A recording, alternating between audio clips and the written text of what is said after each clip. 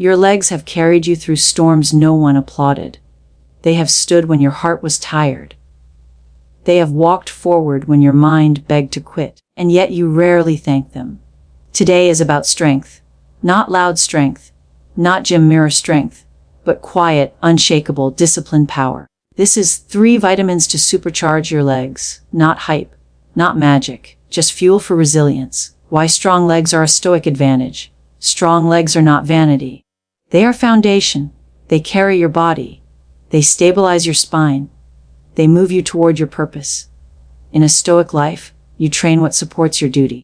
And your legs are your pillars. But here's the truth. You can train hard and still feel weak if your body lacks what it needs. So let's talk about the 3 essential vitamins that help build endurance, power, and recovery. 1. Vitamin D, the strength multiplier. Vitamin D is not just the sunshine vitamin. It is the quiet architect of muscle function. It helps your body absorb calcium, supports muscle contraction, and improves balance. Low levels are linked to weakness, fatigue, and even higher injury risk. If your legs feel heavy, if recovery takes forever, if strength gains stall, vitamin D may be missing. Sunlight, eggs, fatty fish, or a properly guided supplement. Strength begins where deficiency ends. 2. Vitamin B12, the energy igniter. Your legs cannot move without energy, and energy begins at the cellular level. Vitamin B12 supports red blood cell production. It carries oxygen to your muscles. Without it, you may feel tired before you even start. You might blame laziness. You might blame age. But sometimes, it's chemistry. Adequate B12 supports stamina, nerve function, and muscle coordination. Meat, dairy, fortified foods, or supplementation if needed. Endurance is not just willpower, it is preparation. 3. Vitamin C, the recovery guardian. Training breaks muscle down. Recovery builds it back stronger. Vitamin C supports collagen production, essential for tendons, ligaments, and joint health. It also fights oxidative stress caused by intense workouts. Without proper recovery, discipline turns into damage. Citrus fruits, berries, peppers. Protect the machine that carries your mission. A story of quiet power. There was a man who walked every morning before sunrise. No audience, no social media, just cold pavement and silence.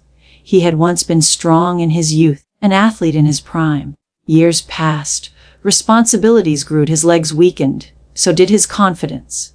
One winter, after nearly slipping on ice, he realized something painful. His body was no longer ready for life's unexpected moments. He didn't complain. He adjusted. He fixed his sleep. He improved his nutrition. He corrected his deficiencies. He trained his legs, slowly, consistently, without drama. Months later, he wasn't just stronger. He moved differently. He stood differently. He faced difficulty differently. Because when the body stabilizes, the mind follows. Strength is not built in noise. It is built in quiet correction.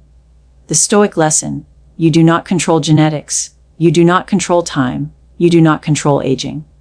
But you control preparation. Fuel your legs properly. Train with patience. Recover with discipline. Strong legs are not about aesthetics. They are about readiness. Readiness to climb. Readiness to stand. Readiness to endure. And when life tests you, as it always will, you will not collapse. You will rise. Before strength ever shows itself, preparation has already decided the outcome. Long before muscles tighten under pressure, long before endurance is tested, long before discipline is admired, the body has either been equipped or neglected. Strength does not arrive suddenly. It is assembled quietly, piece by piece, through choices that seem small enough to ignore. Most people believe strength is forged only in effort. They think it is born in sweat, pain, and repetition. They chase intensity while overlooking readiness. But preparation is older than effort. Preparation is calmer. Preparation does not shout. It waits. A body that is unprepared will eventually betray even the strongest will. No amount of motivation can override missing fuel. No amount of grit can force muscles to perform without the raw materials required to function. This is not weakness. This is law. Preparation begins with respect for the body's limits and intelligence. The body is not lazy. It is honest. When it lacks essential support, It speaks through fatigue, instability, slow recovery, and injury. These are not failures, they are warnings. True strength starts when those warnings are taken seriously. Preparation is the discipline of prevention. It is choosing alignment over reaction. It is understanding that power built too fast, without foundation, collapses under its own weight. The Stoic does not rush strength. The Stoic constructs it. Legs are not symbols of vanity. They are instruments of survival. They carry load, absorb shock, maintain balance, and allow forward movement. When legs are weak, life becomes smaller. Distance shortens. Confidence shrinks. Movement becomes cautious. When legs are strong, life expands quietly. But legs do not grow strong on command. They require nutrients that support bone density, muscle contraction, nerve signaling, oxygen delivery, and tissue repair. When these elements are missing, the body adapts by conserving energy, limiting output, and protecting itself from damage. What many call laziness is often the body refusing to cooperate with neglect. Preparation is listening before forcing. The modern world praises effort but ignores groundwork. People push harder while sleeping less, eating poorly, and skipping sunlight. They train legs with weight, but starve them of what allows those weights to be moved safely. They demand performance without maintenance. This creates fragile strength. Fragile strength looks impressive until it is tested unexpectedly. It collapses under uneven terrain, missed steps, sudden strain, or long-term wear. It performs well in controlled conditions but fails in reality. Preparation builds resilient strength, the kind that holds under uncertainty. Preparation is not dramatic. It is routine. It is boring enough that most people avoid it. But it is precisely this boredom that separates durability from burnout. A prepared body responds calmly to stress. A neglected body panics. The Stoic understands that the body is a tool, not an enemy. Tools require care. They require sharpening, oiling, inspection. No craftsman blames the hammer when it breaks after years of misuse. Yet people curse their legs when pain arrives, forgetting how long preparation was postponed. Strength begins when excuses end. Preparation also demands patience. Nutrients do not transform the body overnight. They restore systems gradually. Bones thicken slowly. Nerves regain efficiency quietly. Muscles respond when conditions improve consistently, not desperately. Impatience interrupts preparation. Consistency completes it. There is humility in preparation. It requires admitting that willpower alone is insufficient. That discipline must include rest, nutrition, and foresight. That ignoring basics is not toughness but arrogance. The strongest individuals are rarely reckless. They are observant. They notice patterns in fatigue, recovery, mood, and performance. They adjust before damage occurs. They understand that strength preserved is more valuable than strength displayed. Preparation is also a form of self-respect. It is the decision to stop treating the body as disposable. It is recognizing that progress built on depletion is temporary. Respect does not mean indulgence. It means responsibility. When preparation is lacking, the body compensates poorly. Knees absorb impact meant for hips. Lower backs strain to stabilize weak legs. Ankles collapse under fatigue. Pain migrates. Injury spreads. What begins as a minor deficiency becomes a chain reaction. Preparation interrupts this chain. The legs, when properly supported, create alignment. Alignment reduces friction. Reduced friction allows movement to feel lighter, smoother, more controlled. Confidence grows not because effort increases, but because resistance decreases. Preparation teaches restraint. It teaches the difference between doing more and doing what is necessary. The Stoic does not chase exhaustion. The Stoic seeks sustainability. Many people wait for pain before preparing. This is backwards. Pain is the invoice, not the purchase. Preparation is paying up front. A prepared body ages differently. It does not collapse suddenly. It adapts. Strength may decline with time, but function remains. Stability remains. Independence remains. Preparation extends usefulness. This is why preparation must happen before motivation fades, before injury forces reflection, before regret sharpens attention. Waiting is costly. Preparation also sharpens the mind.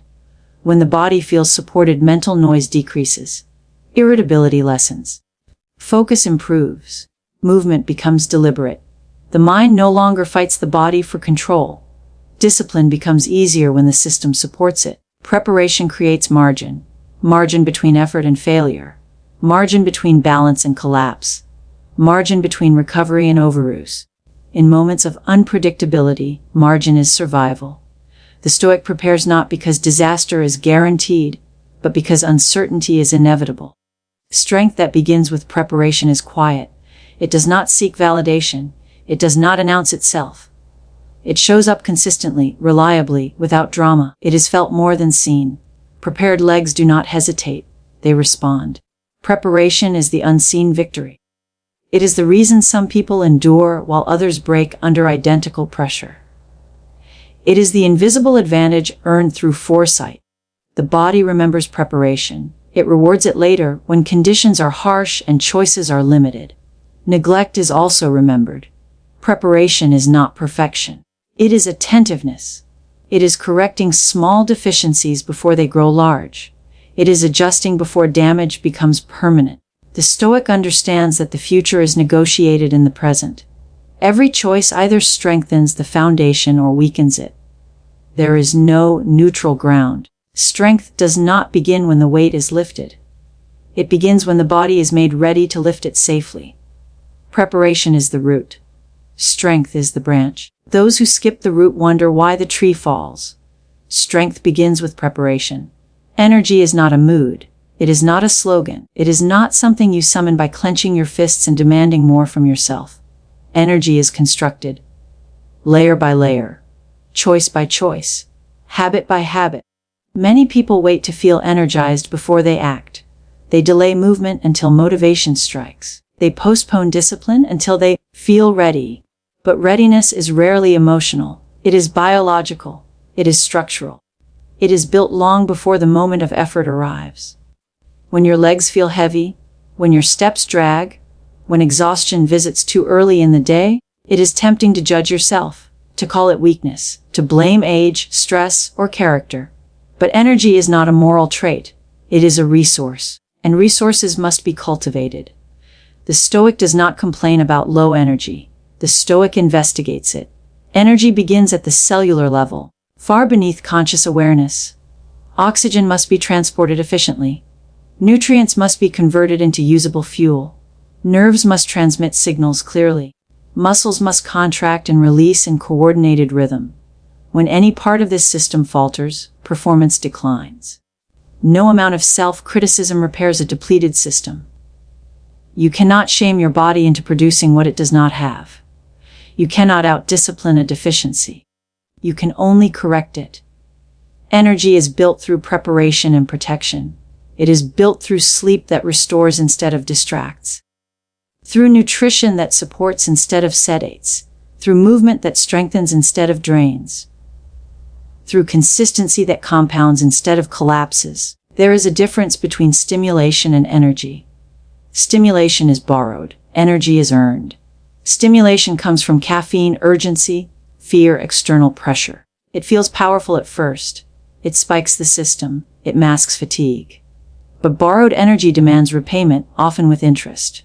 The crash is inevitable. The body recalibrates. The cycle repeats. Earned energy is quieter. It does not spike. It sustains. When oxygen flows efficiently through the blood, muscles receive what they need to perform. When nerves communicate without interference, coordination improves. When nutrients are available in adequate supply, fatigue arrives later, not sooner.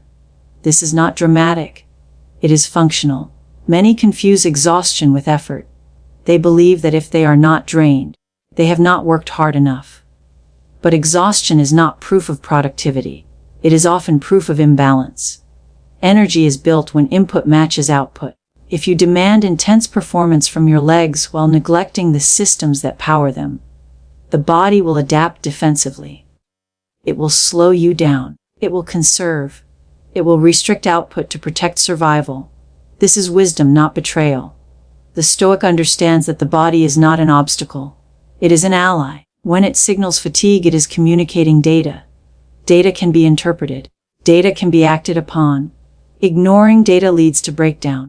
Energy requires oxygen delivery. Without adequate support for red blood cell production and circulation, muscles strain under minimal load. Tasks feel heavier than they are. Recovery stretches longer than expected. Irritation increases. Focus declines. When oxygen flows well, endurance follows. Energy also depends on nerve integrity. The connection between brain and muscle must be clear. When signaling is compromised, coordination suffers. Reaction time slows. Stability weakens. This is often subtle at first. A missed step, a slight imbalance, a delayed response. These are not random. Energy is not just about moving fast. It is about moving well. There is discipline in building energy.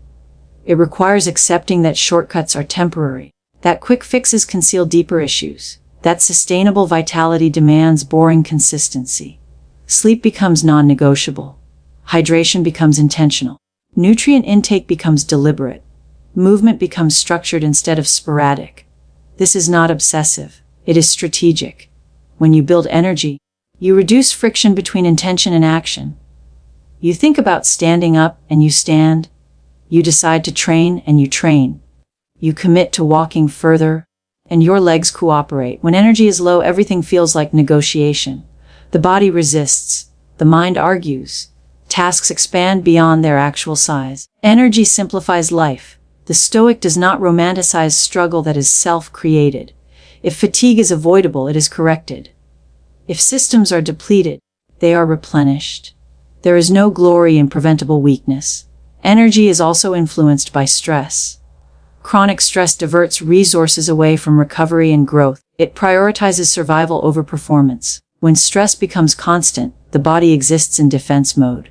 Muscles remain tense. Sleep fragments.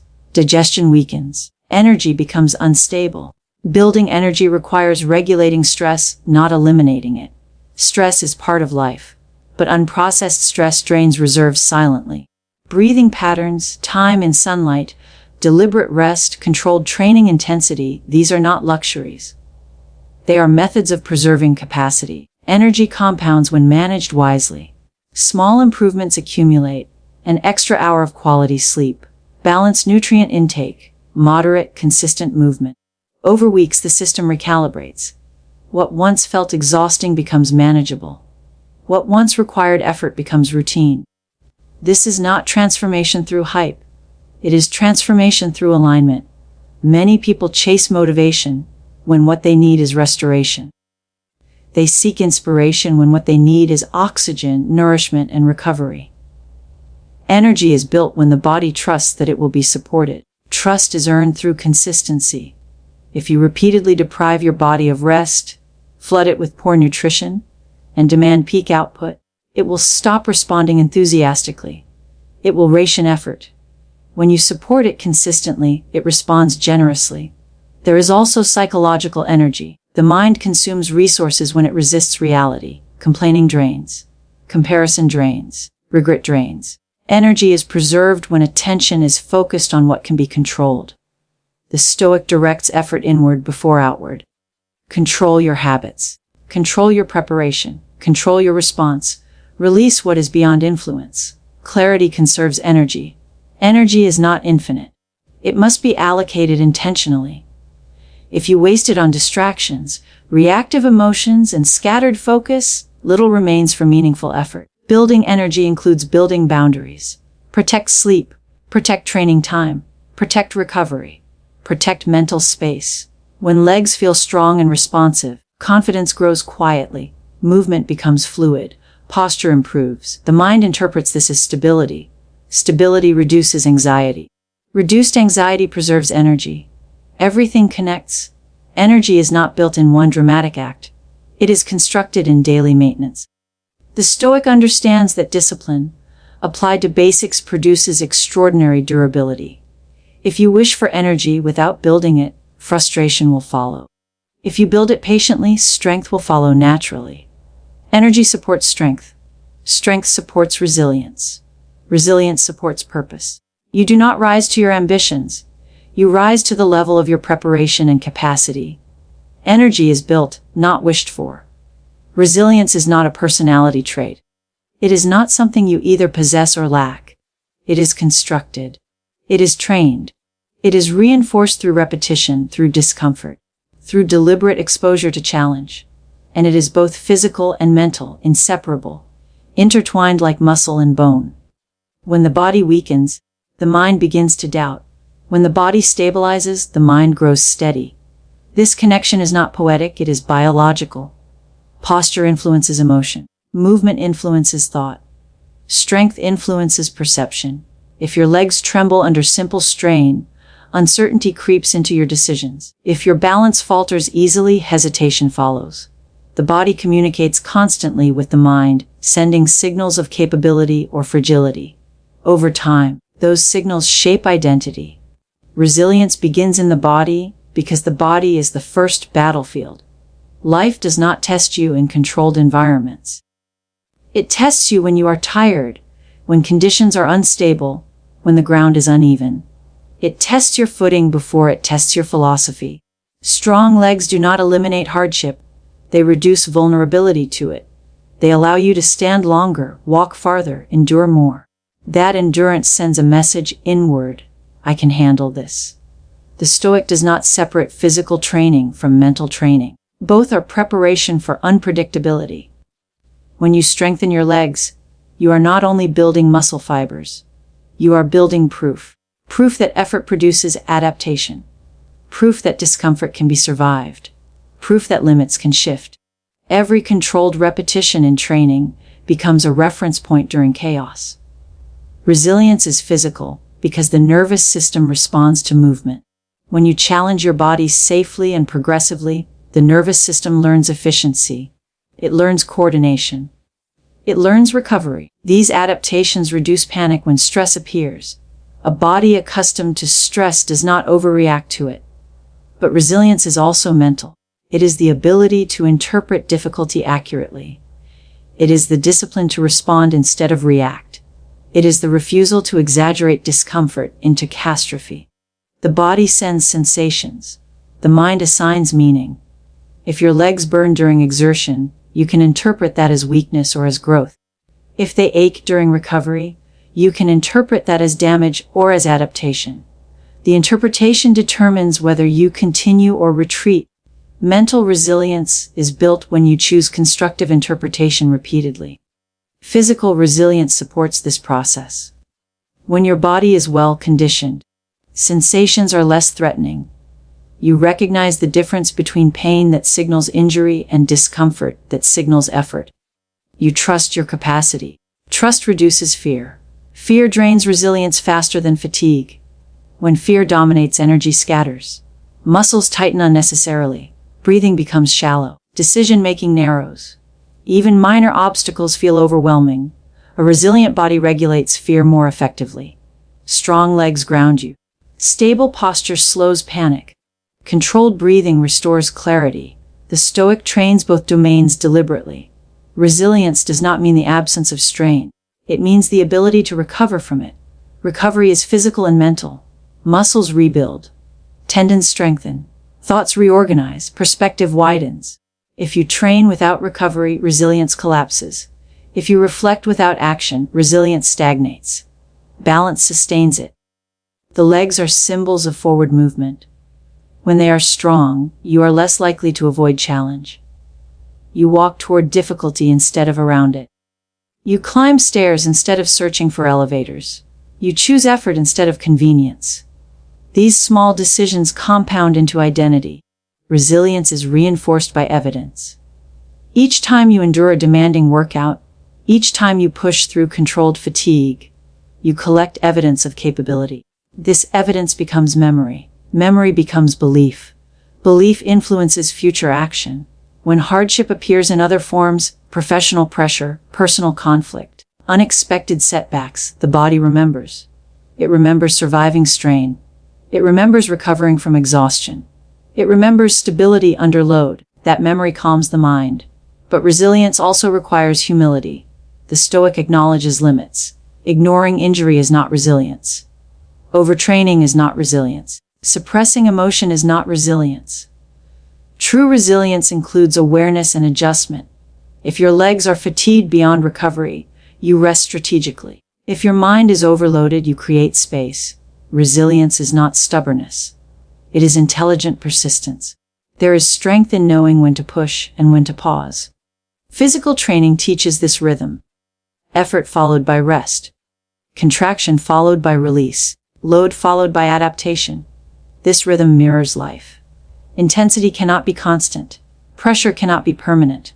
Resilience emerges from respecting cycles. A stable body fosters a stable mind. When your legs support you firmly, your posture changes. Shoulders align. Head lifts. Breathing deepens. These physical adjustments alter emotional states. Confidence increases subtly. The mind often follows the body's lead. Conversely, a fragile body can distort perception. Chronic pain narrows focus. Instability breeds caution. Fatigue magnifies stress. Problems appear larger when the body lacks reserves. Resilience, then, is partly about reserves. Physical reserves provide mental flexibility. When you are not drained, you can think clearly. When you are not in pain, you can respond calmly. When your legs feel capable, you approach rather than avoid. The Stoic seeks to expand reserves deliberately. Cold mornings, controlled discomfort, progressive overload, measured exposure to challenge. These experiences condition both muscle and mindset. They teach that discomfort is temporary. They prove that capacity increases with effort. Resilience grows through voluntary hardship. When you choose difficult training, you reduce the shock of involuntary difficulty. Your system becomes familiar with strain. You learn that elevated heart rate is not danger. That burning muscles are not collapse. That heavy breathing is not failure. Familiarity reduces fear. Mental resilience is also shaped by language. How you speak to yourself during effort matters. If you narrate struggle as suffering, motivation declines. If you narrate struggle as strengthening, endurance increases. The Stoic disciplines inner dialogue. Resilience requires clarity about what is controllable. You cannot control weather, aging, or sudden change. You can control preparation. You can control training. You can control response. When focus remains on controllable actions, resilience stabilizes. Strong legs will not prevent loss. They will not eliminate grief. They will not shield you from disappointment, but they will carry you through it. They will allow you to keep moving when standing still would be easier. Movement is psychological medicine. When the body moves, stagnation breaks. When stagnation breaks, rumination decreases. When rumination decreases, perspective returns. Resilience is sustained through motion. Physical strength reinforces boundaries.